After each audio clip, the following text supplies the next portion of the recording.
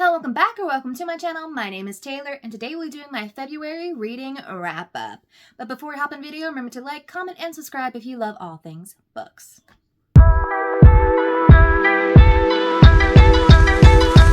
I read 6 books in the month of February and all 6 of those books were on the TBR that I picked. So we finally finished a TBR for the first time in a few months, which I feel like a bit of an accomplishment. But to go through some reading stats over here in my little book log for the year, I read 2 romances, 2 fantasies, 1 nonfiction, and then 1 dystopian sci-fi.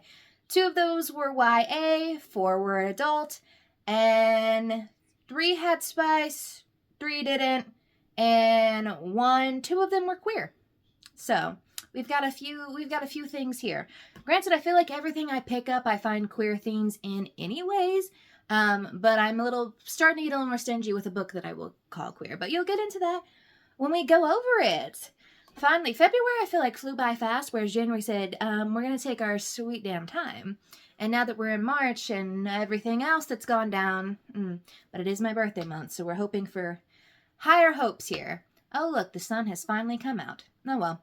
Let's go ahead and hop into my February reads. The first book that I finished this month was Reckless by Elsie Silver. This is the 4th book in the Chestnut Spring series, which Powerless, which I read back in December, is my favorite Elsie Silver book that I've read of all time. It was a 5-star read. It's the only Elsie Silver book that I've given 5 stars. Reckless I really enjoyed, however, I only gave it 4.75 stars. This one is an accidental secret pregnancy trope situation, but it's done really well. So essentially at the beginning of the book, you're following Theo Silva, who is sort of the protege of Rhett from the first book, and he is trying to up his game in the bull riding world. But one night when he is going over to visit Rhett, he runs into Summer, aka Rhett's fiance's sister, Winter, who's known to have a very icy exterior. And words are exchanged, then things ensue in a one-night stand, and then things go from there. And it's very much so golden retriever, like he falls first, falls fast situation going on.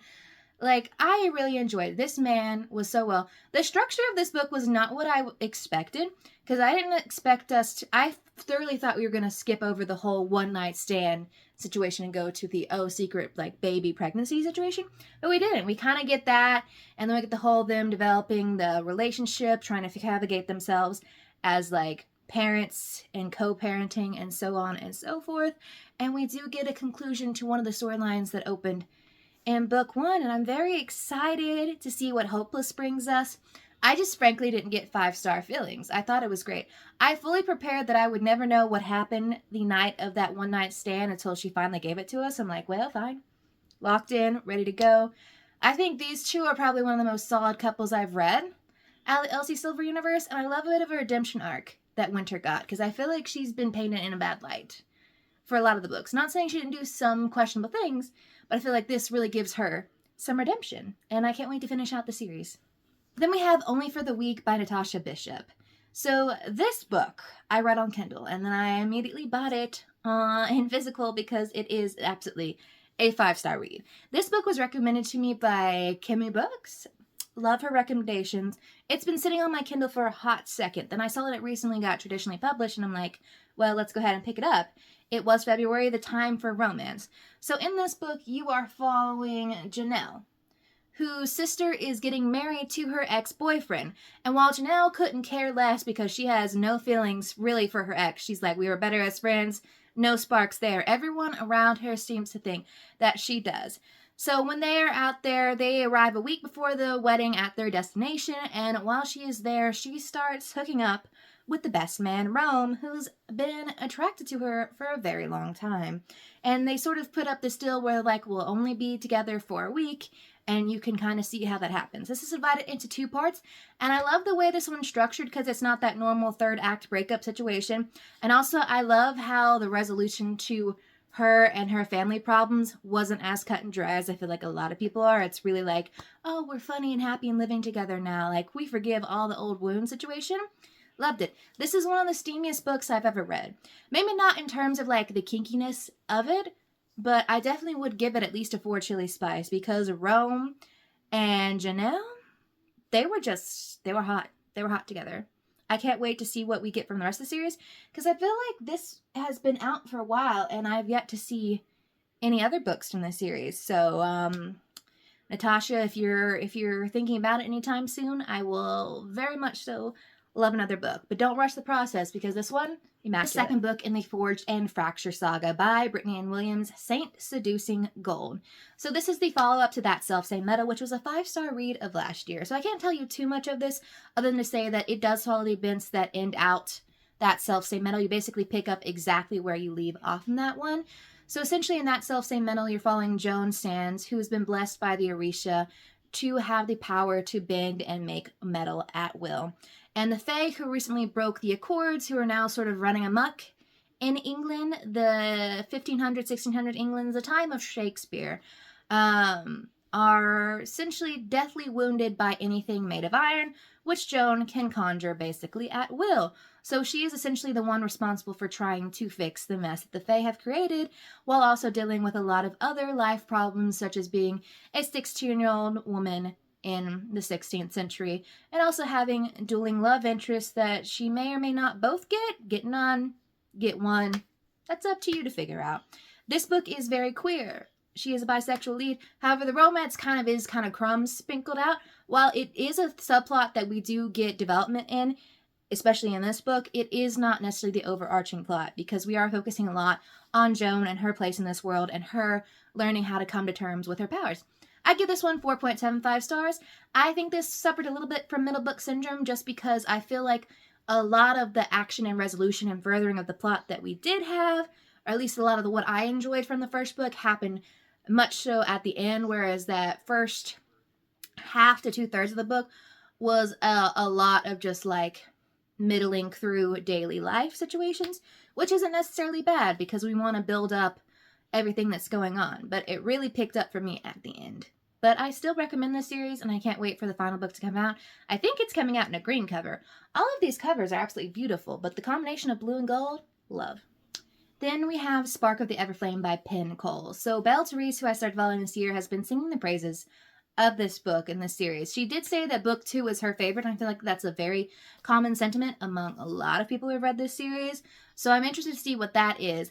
But Spark of the Everflame, we are following Diem, who is a mortal living in a world ruled by the Descended, who are essentially mortal god hybrids descended by these famous gods, who essentially have placed them above the mortals because they have these powers that sort of designated to the specific god and region in which they live in which case Diem lives in the world ruled by light and shadow.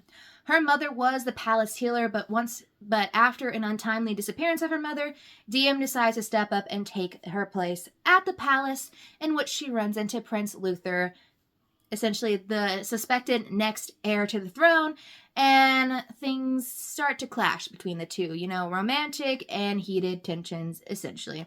She hates him. He doesn't understand her. But also there's a slight problem, because Diem also has a long-term love in Henry.